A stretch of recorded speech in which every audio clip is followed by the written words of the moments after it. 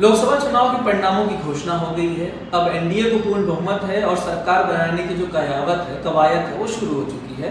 उसी के सिलसिले में पिछले 2 दिनों से एनडीए की लगातार बैठक हो रही है। घटक दलों की मांग सुनी जा रही है कि उन्हें कौन सा मंत्रालय चाहिए और कैसे सरकार का गठन होगा, इसको लेकर बातचीत है और 9 तारीख को शपथ ग्रहण होगा। आज की जो चर्चा हम दोनों लोग करने वाले हैं वो स्पेशल चर्चा ये है कि ये चुनाव के बाद जो अंकगणित है, जो हम लोग बात करने वाले कि किस तरीके से बीजेपी और कांग्रेस जो इस बार चुनाव लड़ी है, खासकर एनडीए इंडिया की बात करेंगे तो उत्तर प्रदेश महाराष्ट्र में उनका क्या प्रदर्शन है, क्योंकि ये बड़े राज्य जहां पर इस बार एनडीए को लॉस देखने को मिला। उसी तरीके से दूसरी और भी चीजें, जैसे प्रधानमंत्री राहुल गांधी अमित शाह की रैलीज का क्या इम्पैक्ट पड़ा और जो एस्पिरेशनल डिस्ट्रिक्ट आकांक्षी जिले हैं उसके काफी बात होती है। तो इन सबको लेकर आज बात करेंगे। तो पुण्येंद्र जी, शुरू करते हैं पहले उत्तर प्रदेश से अश्विन, क्योंकि आज भी आप देखेंगे परिणाम आए आपके 2 दिन हो गए हैं, लेकिन आज भी यूपी पे चर्चा हो रही है। चर्चा इस बात की है कि जिस तरह का मैंडेट आया है वो ज्यादातर लोग उसको पकड़ नहीं पाए। तो आज हम लोग उसका विश्लेषण करने की कोशिश करेंगे कि ये परिणाम क्यों आए। तो अश्विन, ये स्क्रीन की तरफ हम बात करना चाहेंगे। जैसे कि चर्चा हो रही है कि इस बार एक कोई नेशनल वेव इलेक्शन नहीं था, अलग अलग स्टेट ने अलग अलग तरीके से वोट किया है। वैसा ही आप उत्तर प्रदेश पाएंगे, एक बहुत बड़ा राज्य है उत्तर प्रदेश, 80 लोकसभा सीटें आती हैं। तो उत्तर प्रदेश के जो अलग अलग रीजन्स हैं उनमें भी वोटिंग का जो पैटर्न आप देखेंगे, जनता ने जो वहां पे मैंडेट दिया है वो अलग अलग तरीके से दिया है। सबसे पहले हम बात करेंगे अवध की। अवध में जैसे कि रायबरेली और अमेठी, फैजाबाद, अयोध्या, ये सब चर्चित सीटें वहां पे आती हैं, सुल्तानपुर।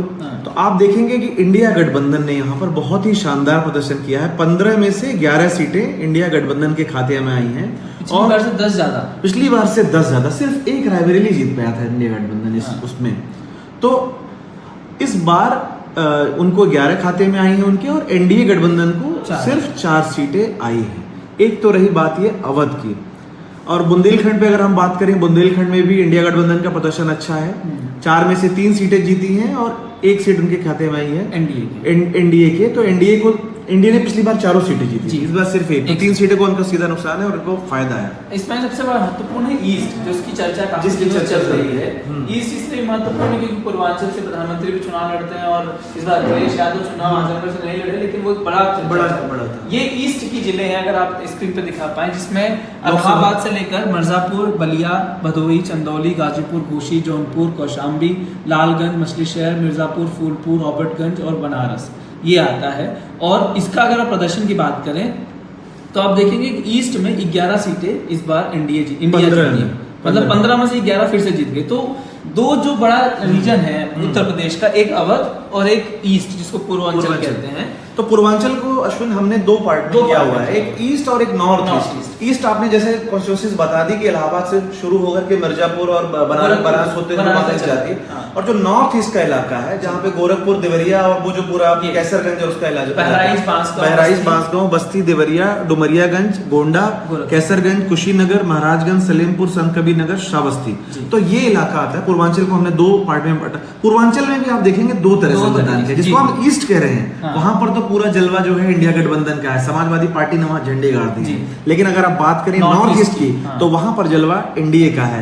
उन्होंने 13 में से 9 सीटें जीती, हालांकि फिर भी 3 सीट का नुकसान है और इंडिया गठबंधन को 4 सीटें मिली, लेकिन उनको फायदा है। लेकिन एक देखिए तो आप ईस्ट में, जो हम नॉर्थ ईस्ट की बात कर रहे हैं, वो जिले में ज्यादातर वो जिले हैं जहाँ पे योगी आदित्यनाथ का ज्यादा इम्पैक्ट है। हाँ, इसकी भी चर्चा हो रही है कि उनके जो प्रभाव वाला जो बिल्कुल, वैसे तो योगी आदित्यनाथ का प्रभाव पूरे प्रदेश में है और एक लोकप्रिय मुख्यमंत्री में उनकी गिनती होती है और देश भर के तमाम जो प्रत्याशी हैं उनको रैलियों में बुलाते हैं कि योगी जी की रैली हमारे यहाँ हो जाए।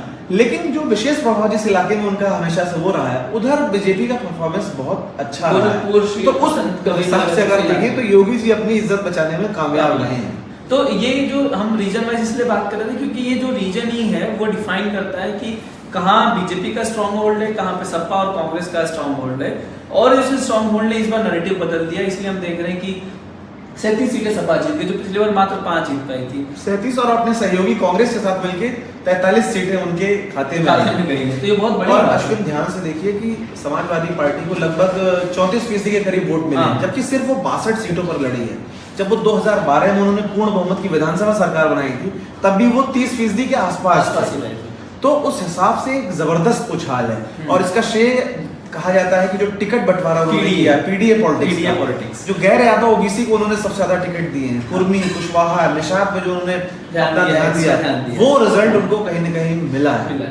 अब दूसरे राज्य की बात कर लेते हैं रीजन वाइज ही। एक है महाराष्ट्र जिसकी बहुत ज्यादा हिटेड है, और महाराष्ट्र ही ऐसा राज्य जहाँ चुनाव के बाद तुरंत वहाँ के डिप्टी चीफ मिनिस्टर फडणवीस साहब ने कहा कि मैं इस्तीफा देना चाहता हूँ, क्योंकि 3 महीने बाद वहाँ फिर से चुनाव है, और माना जा रहा है कि जो स्प्लिट हुआ शिवसेना का और एनसीपी का, उसमें ज्यादा फायदा सहानुभूति जो फैक्टर हम बात कर रहे थे पहले भी, वो उद्धव और शरद पवार को मिला। बिल्कुल सही बात आप कह रहे हैं। भाजपा के अंदर कहीं ना कहीं एक चिंता तो बढ़ गई है। आप ये समझिए कि आज महाराष्ट्र में जिसकी चर्चा नहीं होती थी कांग्रेस पार्टी, आज वो नंबर 1 पार्टी है। 10 सीटें कांग्रेस ने महाराष्ट्र में, सॉरी 13 सीटें कांग्रेस ने महाराष्ट्र में जीती हैं, और ये 13 कहां से आई है?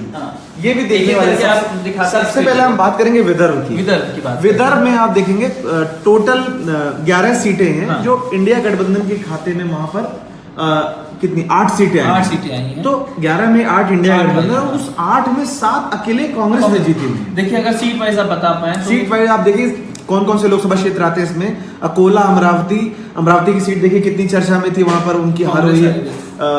बंदारा गोंदिया, बुल्डाना, चंद्रपुर, गढ़चिरौली, हिंगोली, नागपुर से गडकरी साहब ने जीत दर्ज की, रामटेक, वर्धा, यवतमाल, वाशिम।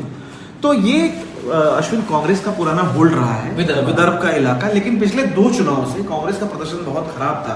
2014 में कांग्रेस को सिर्फ पूरे महाराष्ट्र में 2 सीटें मिली, और 19 में घटकर वो आंकड़ा 1 हो गया। तो ये जो 13 सीटें हैं, ये दिखाता है कि कांग्रेस ने वहां कमबैक किया है, जबकि कांग्रेस के तमाम बड़े चेहरे वो दूसरी पार्टियों में शिफ्ट हो चुके थे। दूसरी तरह से अगर हम बात कर रहे हैं कि मतलब सिर्फ कांग्रेस की बात नहीं, यहाँ पे पूरे गठबंधन एमवीए की बात हो रही है।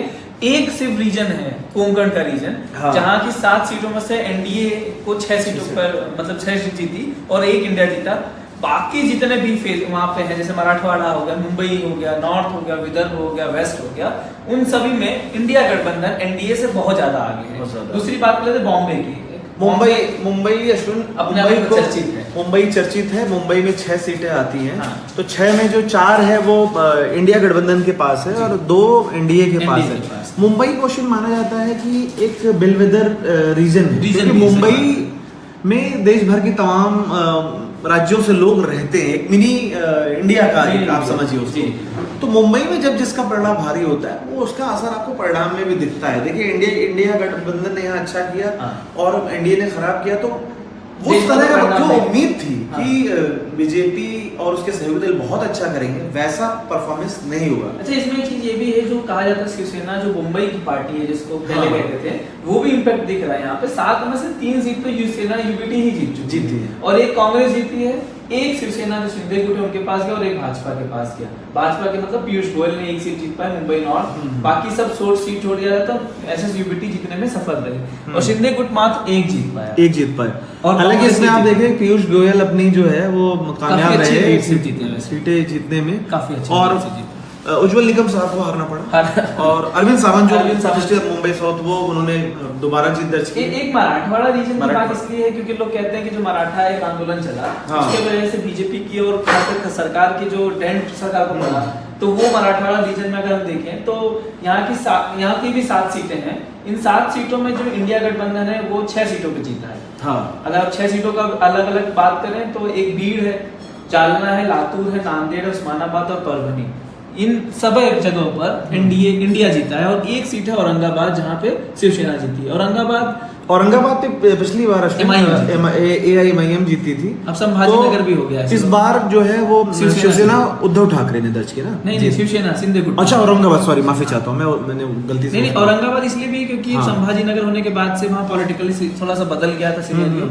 इस बार हिंदू मुस्लिम वाला फैक्टर भी ज्यादा एक बड़ा फैक्टर हो गया था, तो माना जा रहा था कि भाई उसका फायदा मिल सकता है। तो वो एक अश्विन, मैं एक सीट की यहाँ चर्चा करना चाहूंगा, बीड़ की पंकजा मुंडे की यहाँ पर हार हुई है, और वो बहुत ही नजदीकी अंतर से हारी है, 6000 कुछ वोट से हारी है।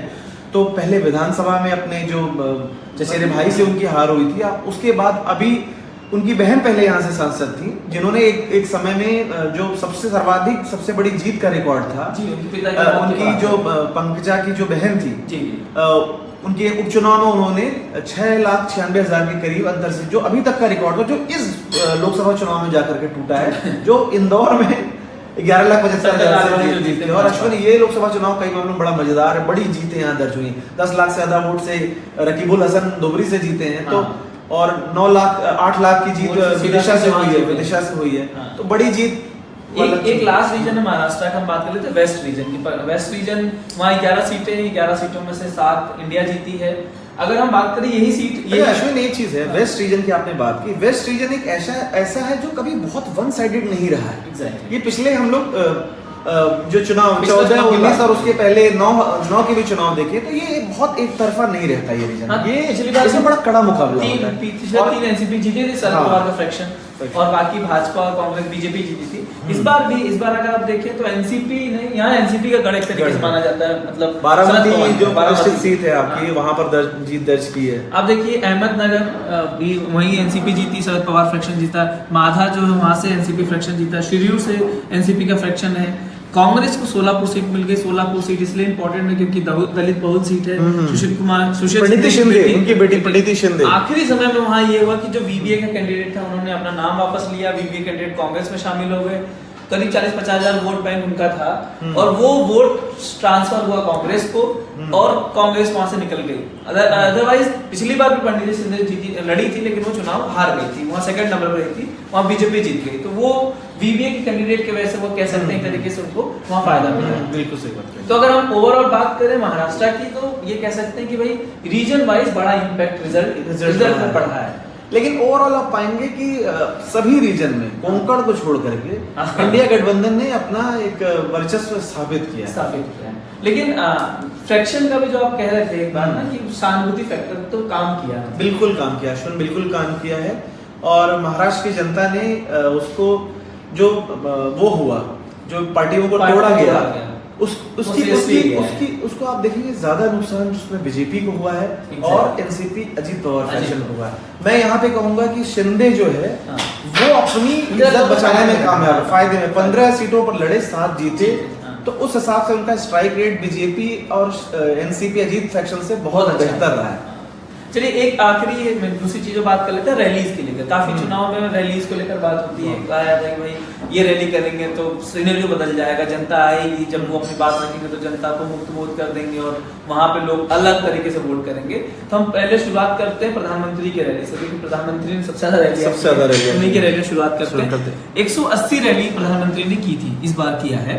मतलब रैलियां ज्यादा होंगी प्रोग्राम, लेकिन वो 180 कॉन्स्टिट्यूंसीज कवर हुई है। कुछ कॉन्स्टिट्यूंसी ज्यादा प्रोग्राम होंगे, लेकिन हम कॉन्स्टिट्यूंसी वाइज बात कर रहे हैं। तो अगर बात करें तो उसमें प्रधानमंत्री की 180 जो कॉन्स्टिट्यूंसी थी, वहां पे एनडीए कितना जीता, तो एनडीए 100 सीटें जीता है, मतलब 56% स्ट्राइक रेट है अश्विन। और यहाँ ये बताना जरूरी है कि पिछली बार इन 100 में से, इन 180 सीटों में से 73% सीट्स एनडीए के खाते में गई थी। तो ये नुकसान जो स्ट्राइक रेट 73% था प्रधानमंत्री का पिछली बार, और इस बार 56% पिछली बार। और इन्हीं सीटों पर जो इंडिया गठबंधन है, उसने 76 सीटें जीती हैं, जो पिछली बार महज 14% सीटें वो जीत पाया था। इस बार वो बढ़ के 42% हो गया है। मतलब कि कहा जाता है कि प्रधानमंत्री का एक अपना, मतलब एक अलग अफेक्शन है लोगों को प्रधानमंत्री से, और प्रधानमंत्री जहां जाते हैं वो अपनी छाप छोड़ते हैं। तो रैलीज में उनके दिख रहा है 56% भी बहुत अच्छा स्ट्राइक रेट है। लेकिन आप तुलना करेंगे 19 से,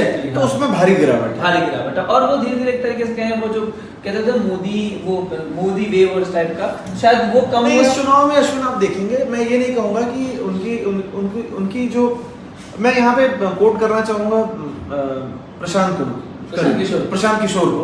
प्रशांत किशोर ने एक बड़ी अच्छी बात की कि प्रधानमंत्री की लोकप्रियता में ऐसा कोई बहुत कमी नहीं आई है, लेकिन जो इंटेंसिटी है उस लोकप्रियता की, वो उसमें कमी हुई है। तो वो उसका रिफ्लेक्शंस आपको रिजल्ट में दिख रहा है कहीं ना कहीं। अब दूसरी बात कर लेते हैं अमित शाह की रैली। अमित शाह जो बीजेपी के चाणक्य माने जाते हैं, जिनको कहा जाता है कि टिकट डिस्ट्रीब्यूशन में उनका बहुत बड़ा योगदान था, उन्होंने भी कम रैलियां नहीं की, उन्होंने 137 रैलियां की। वो भी प्रधानमंत्री के बाद सेकंड नंबर पर सबसे ज्यादा रैली करने में अमित शाह का नाम है। अमित शाह की 137 रैलियों में एनडीए जो है वो 78 सीटें जीता, यानी उसका स्ट्राइक रेट, जो सक्सेस रेट जिसको बोल सकते हैं, वो 57%, लगभग प्रधानमंत्री के बराबर 56 था, इनका 57 है। लेकिन इनका जो पिछली बार स्ट्राइक रेट था वो 74% था जीत का इन सीटों पर, तो वो भी कम हुआ है और 57% पे आ गया, यानी कि गिरावट अमित शाह की रैलियों में भी हुई है। उसी तरीके से जो इंडिया है 137 में से वहाँ 56 जीता है, और जो पिछली बार 15% से मात्र जीत पाया था। लेकिन अश्विन, इसमें हमें ये भी देखना होगा, ये राज्य स्तर पर ये आंकड़े अलग अलग हैं। यूपी में प्रधानमंत्री मोदी अमित शाह का स्ट्राइक रेट वो काफी खराब है। जैसे यूपी की आप बात करते हैं, यूपी में जैसे आप हम बात कर रहे हैं, तो प्रधानमंत्री ने 29 रैलियां की, जिसमें जो 14 पे उन्होंने जीता जी, तो ये स्ट्राइक रेट 50 से भी कम का है। तो अब आते हैं वापस से कि अमित शाह की रैली तो हो गई, अब अगर हम बात करें राहुल गांधी की रैली, कहते हैं कि राहुल गांधी रैलियां तो करते हैं शायद, लेकिन जनता उतना वोट नहीं करती है, तो कन्वर्जन रेट कम है। कन्वर्जन रेट इस बार उनका भी बढ़ चुका है। इस बार 62 में 24 पर दर्ज की, 62 सीट में वहां प्रचार करने गए, 24 में इंडिया ब्लॉक जीता है। पिछली बार इन्हीं सीटों पर 21% मार्क स्ट्राइक रेट, इस बार 39, मतलब 40% के आसपास समझ लीजिए, मतलब कि 18-20% फर्क बेहतर हुआ है। और मतलब एक तरीके से इनके लिए फायदा ही है, जो रिजल्ट में दिख रहा है साफ साफ कि इनके जाने से वहां पे बढ़ोतरी हुई और रिजल्ट इंडिया गठबंधन के हक में गया। एक इंटरेस्टिंग है प्रियंका गांधी का बहुत चर्चा हो रही है, और आपको उनके स्ट्राइक रेट में भी वो देखने को मिलेगा।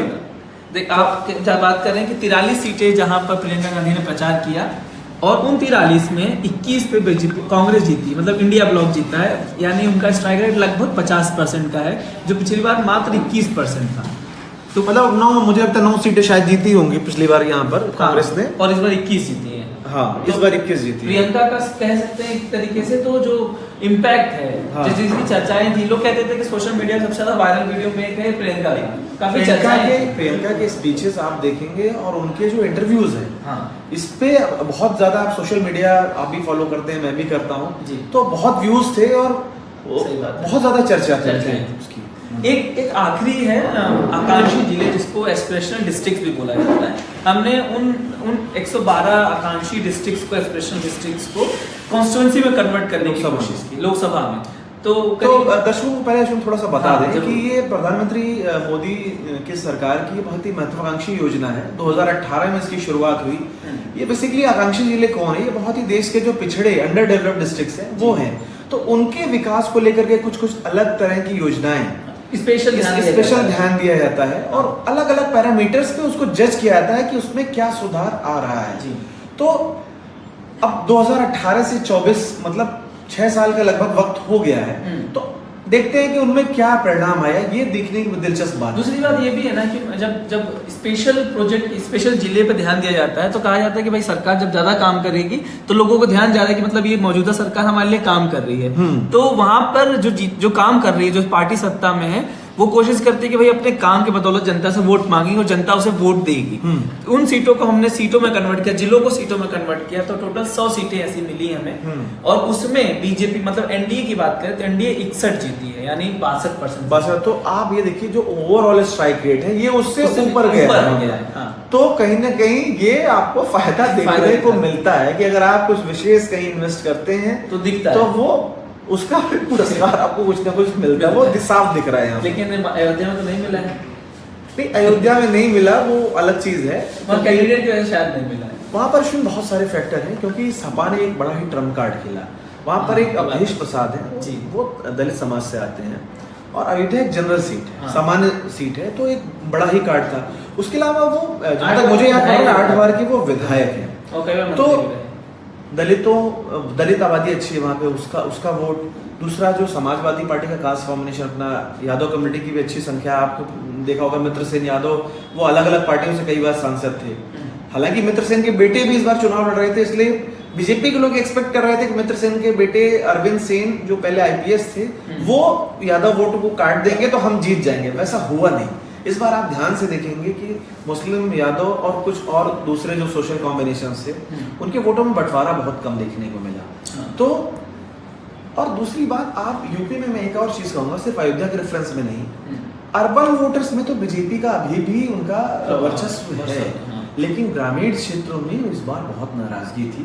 अयोध्या में आप पाएंगे कि जो ग्रामीण इलाके हैं उनमें अवधेश प्रसाद ने काफी अच्छी बढ़त ली है। तो इन एस्पिरेशनल डिस्ट्रिक्ट्स पे अगर हम बात करें इंडिया ब्लॉक के, तो इंडिया ब्लॉक 32 सीटें जीता है, यानी 32% स्ट्राइक रेट। हम यूपी के कुछ जिलों की बात करें, अगर आपको दिखा पाए स्क्रीन पर कि ये जिले हैं कौन से जिसकी हम बात कर रहे हैं, जो अंडर डेवलप्ड है सरकार के बताए गए, वो सीटें हैं बांदा, फतेहपुर, बहराइच, श्रावस्ती, डुमरियागंज, चंदौली और रॉबर्टगंज।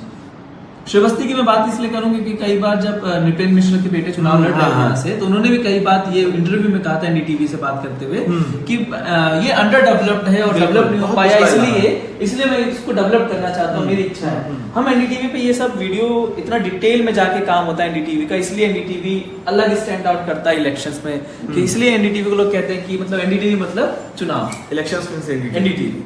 तो बांदा, फतेहपुर, श्रावस्ती, डुमरियागंज, चंदौली, हमने जितने सीटों का नाम लिया उसमें से सिर्फ 2 सीट है, एक डुमरियागंज और एक बहराइच। वहां बीजेपी जीती, बाकी सब सीटें सपा जीती। मतलब ये बड़ी बात है। अब अंडर डेवलपमेंट डुमरियागंज की हम क्या बात करें, डुमरियागंज मुझे लगता है जगदम्बिका का गढ़ है, लेकिन फिर भी वो अंडर डेवलप्ड ही है अभी, अंडर डेवलप्ड है। देखिए पूर्वांचल और सब जो क्या नाम है बुंदेलखंड, ये इलाके बहुत पिछड़े हुए हैं, तो गरीबी बहुत है वहाँ पे, बेरोजगारी बहुत है। इसी तरीके से तेलंगाना जो नया राज्य नया राज्य बना है, वहाँ की 4 सीटें, मतलब 5 जिले हैं, 5 डिस्ट्रिक्ट्स हैं वहाँ पे, मतलब 5 कॉन्स्टिट्यूएंसी है। एक आदिलाबाद, एक पेड्डापल्ली, वारंगल, महबूबाबाद और खम्मम। इनमें एक को छोड़ के सब पे कांग्रेस ने जीत दर्ज की है। और कांग्रेस देखिए रूलिंग गवर्नमेंट है। मैं ये कहूंगा कि तेलंगाना में जो बीजेपी ने 8 सीटें की है, तो रीजनल पार्टीज का एक तरह से उन्होंने सफाया कर दिया, 2 नेशनल ने मिलके, बीआरएस एकदम वाइप आउट हो गई। लेकिन एक बात है कि आप अगर बिहार की बात करें, थोड़ा सा बिहार इसलिए भी इम्पोर्टेंट है क्योंकि वहां पर जेडीयू जिसकी चर्चा थी कि भाई वो लूज करेगी, उसने अपनी सीटें रिटेन कर ली। बिल्कुल। बीजेपी जिसकी चर्चा थी कि वो अपनी सीटें रिटेन कर ले जितना जीतती है, स्ट्राइक रेट उसका मेंटेन कर, दोनों ने तो इक्वली सीटें जीती है, लेकिन बीजेपी ने 17 सीटें लड़ी थी, उसमें 12 जीते, ये 16 में 12 जीते। तो वहाँ एक चौंकाया है इन्होंने। एक तो जो आप सीटें अगर बता दें, जो खासकर डिस्ट्रिक्ट, बिहार तो हम देश के सबसे पिछड़े जिलों में गिना जाता है, तो आपको संख्या भी ज्यादा मिलेगी सीटों की। जैसे सीतामढ़ी एक सीट है, अररिया है, कटिहार है, पूर्णिया है, मुजफ्फरपुर है, वैशाली, बेगूसराय, खगड़िया, बांका, काराकाट, औरंगाबाद, गया, नवादा, जमुई।